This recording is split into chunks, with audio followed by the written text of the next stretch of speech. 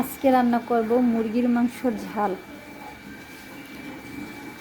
এখানে আমি 3টা বাটিতে আলাদা আলাদা করে মাংস নিয়েছি। এটা আমি এখন কেটে নিয়েছি, এটাও আলাদা করে রেখেছি। আর এই মাংসটা আমি আজকে রান্না করব।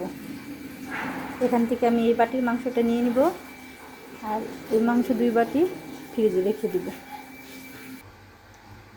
এখন দিয়ে দিব পরিমাণ মতো তেল।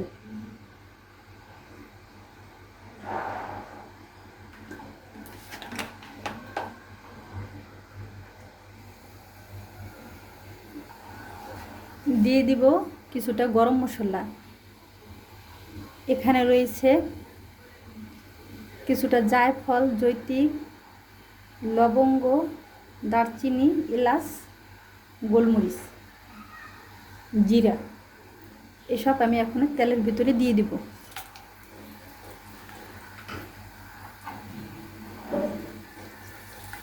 দিয়ে একটু ভেজে নিয়েছি। এখন দিয়ে দেব পেঁয়াজটা।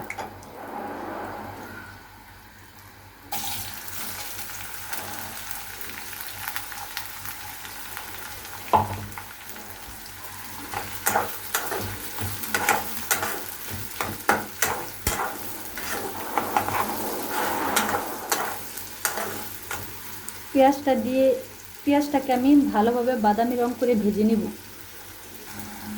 চ্যানেলটা আমি নতুন অল্প কিছুদিন যাবত খুলেছি।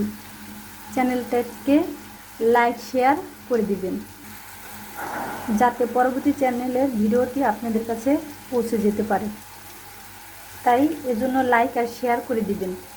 ভিডিওর ভিতরে অনেক ভুল হতে পারে, জানিয়ে দিবেন আমাকে যে কীরকম ভুল কোন বিষয় হয়েছে। তো আমি সেই বিষয়টা চেষ্টা করব ওরকম ভুল না করতে।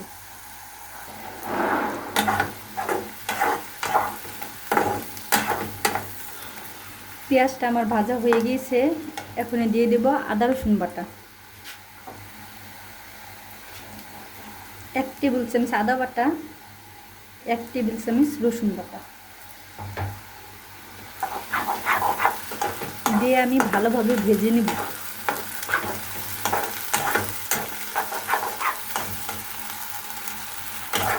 আদা রসুনটা যদি এভাবে ভালোভাবে ভেজে নিই, তাহলে আদা রসুনের যে একটা গন্ধ ভাবটা আছে ওইটা আর থাকে না। আদা রসুনটা আমার ভাজা হয়ে গিয়েছে। এখানে দিয়ে দেব কিছু মশলা। এখানে আছে ধনিয়ার ফাঁকি, মরিচের ফাঁকি, হলুদের ফাঁকি, আর এখানে আমি একটা মশলা বানিয়ে রেখেছি, ওই মশলাটা দিয়ে দিব। এই মশলাটার ভিডিও যদি দেখতে চান তাহলে আমাকে কমেন্ট করে জানাবেন।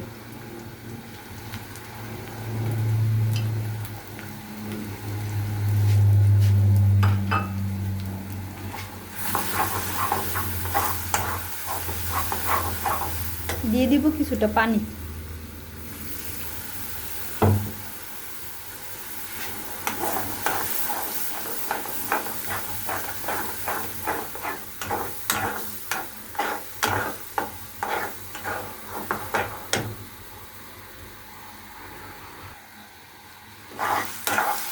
আজকে আমি মুরগির মাংসটা ভেজে রান্না করব না, ভাজা ছাড়াই রান্না করব।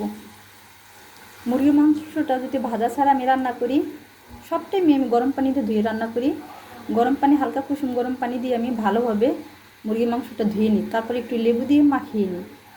তাহলে আর ব্রয়লার মুরগিটা এরকম একটা গন্ধ ভাবটা আসে না। অনেকের কাছে খেতে গন্ধ লাগে, এরকম করে যদি খায় তাহলে কোনো ব্রয়লার মুরগির কোনো গন্ধই আসে না।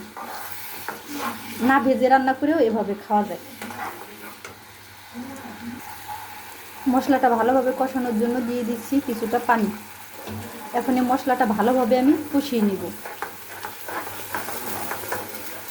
মশলাটা ভালোভাবে কষিয়ে নিলে মাংস অথবা যে কোনো তরকারি রান্না করলে মশলাটা যদি ভালোভাবে কষানো হয় তাহলে খেতে খুবই মজা লাগে।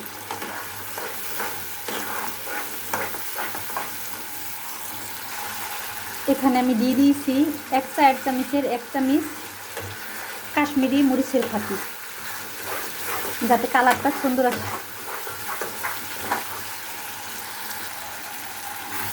মশলাটা কষানো হয়ে গিয়েছে। এখন আমি মাংসটি দিয়ে দিব মশলার ভিতরে। বিসমিল্লাহ।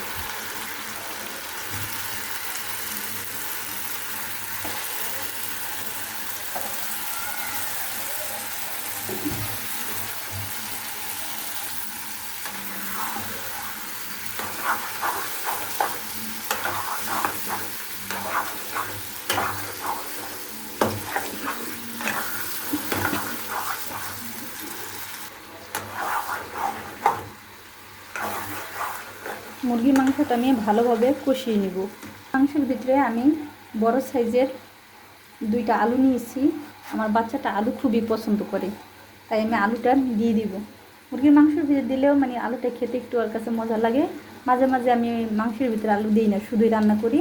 এমনিতে ওর জন্য আলাদাভাবে আলুটা ভেজে দিই, কিন্তু আজকে মাংসের ভিতরে আলুটা দিয়ে দিব।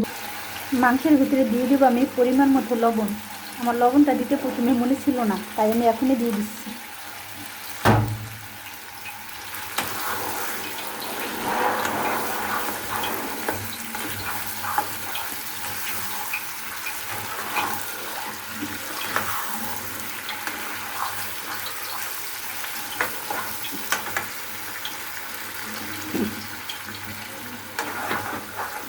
মশলাটা কষানো হয়ে গেছে, তেল ছেড়ে দিয়েছে। এখন আমি ঝোলের জন্য পানি দিয়ে দিব।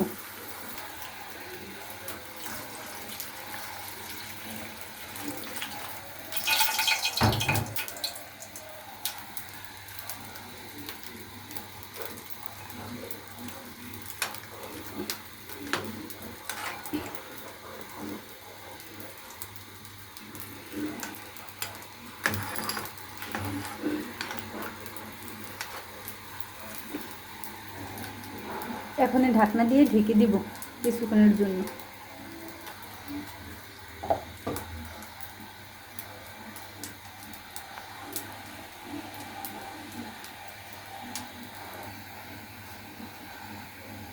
মুরগির মাংসের ভিতরে আমি কিছুটা আলু দিয়ে দিব। এখানে আমি বড় সাইজের একটা আলু নিয়েছি। আলুটাকে প্রথমে হলুদ লবণ দিয়ে সিদ্ধ করে নিয়েছি, তারপরে মশলা দিয়ে ভালোভাবে তেলে ভেজে নিয়েছি।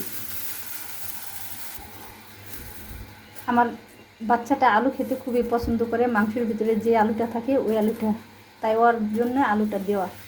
এমনিতে আলু ছাড়া রান্না করি, তখন আলুটা এইভাবে ভেজে ওকে দিতে হয়, কিন্তু ওইটা খেতে ততটা পছন্দ করে না, তাই আজকে মাংসের ভিতরে আলুটা আমি দিয়ে দিয়েছি।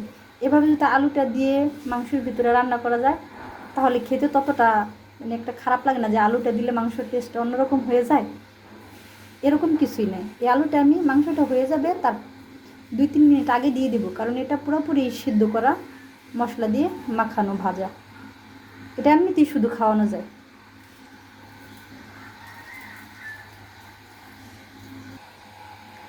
রান্নার ফাঁকে ছেলেকে পড়তে বসিয়ে দিয়েছি।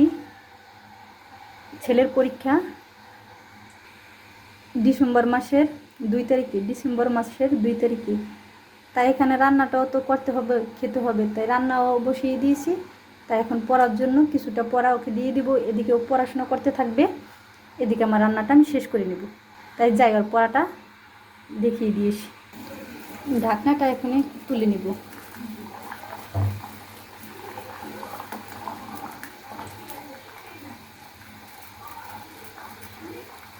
ঝোলটা আরও ঘন করে নিব আমি। তারপরও কিছুক্ষণের জন্য ঢাকনাটা দিয়ে ঢেকে দেব।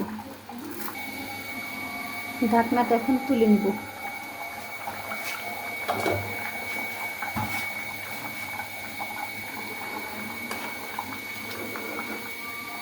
এখনই ভেজে রাখা আলু আমি দিয়ে দিব মাংসের ভিতরে।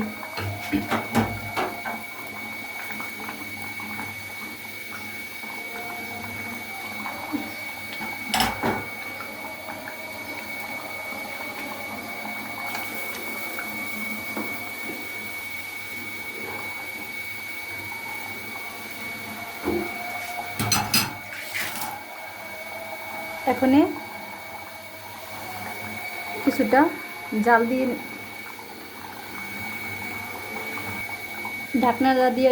ঢাকনা দিয়ে ঢেকে কিছুটা রান্না করে নিব।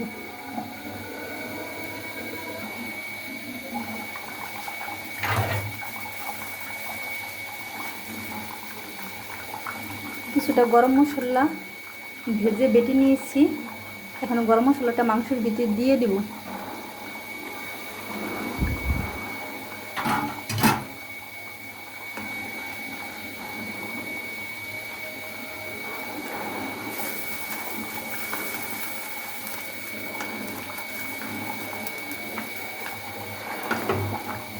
ঢাকনা দিয়ে ঢেকে আমি 2 মিনিট জাল দিয়ে নামিয়ে নেব।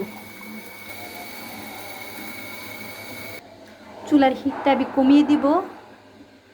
কমিয়ে দিলে উপরে তেলটা ভেসে উঠবে। ঢাকনাটা এখন তুলে নেব। আমার মাংসটা রান্না হয়ে গিয়েছে।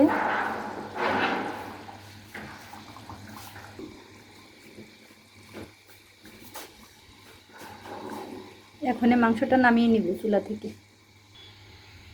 এখানে আমার বাবুটার জন্য কিছুটা পোলাও রান্না করব, শুধু ওর জন্য। আমি এভাবেই অল্প পরিমাণে পোলাও রান্না করি, তো ওর জন্য এরকম একটা খেতে পারে না, তাই একসাথেই সব কিছু মিশিয়ে এভাবে রান্না করি। এখানে আদা বাটা দিয়ে দিয়েছি, গরম মশলা দিয়েছি, একটা তেজপাতা, তেল, লবণ। তেলটা লবণটা দিয়ে দিয়েছি। এখন একটু ভেজে রান্না করে নেব।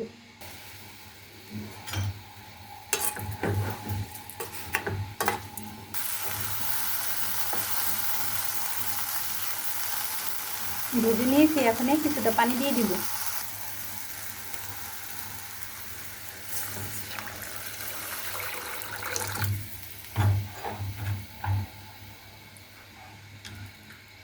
এভাবে আমি প্রতিদিন ওকে পোলাও রান্না করে দিই।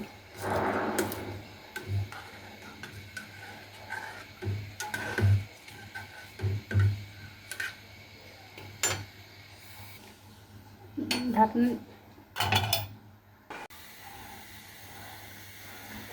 পোলাওটা আমার হয়ে গিয়েছে,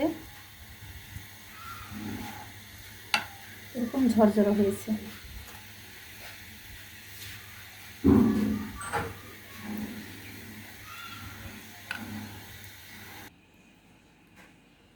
পোলাওটা আমি বেড়ে নিয়েছি, এখন ওকে খেতে দিব।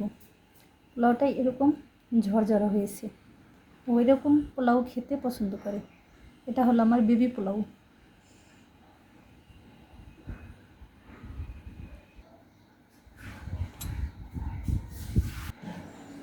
পোলাওটার ভিতরে আমি বেরেস্তা দিইনি, কারণ বেরেস্তা দিলে ও খেতে পছন্দ করে না।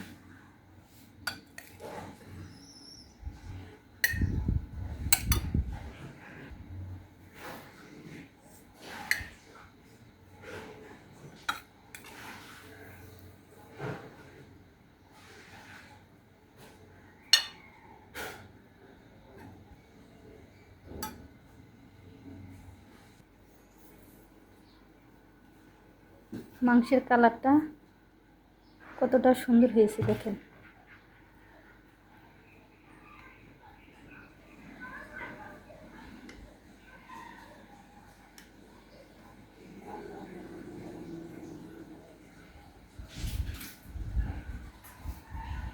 আলু দাও।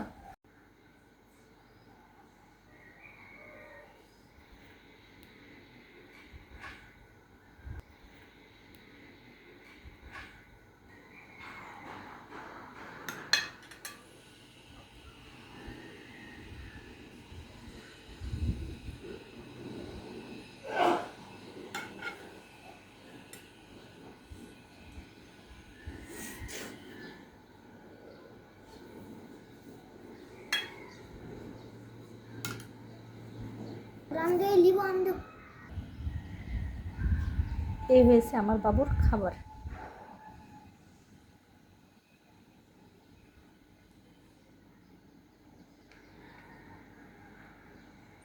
আর রান্নাটার ভিতরে যদি কোনো ভুল ত্রুটি থাকে তা কমেন্ট করে আমাকে জানাবেন।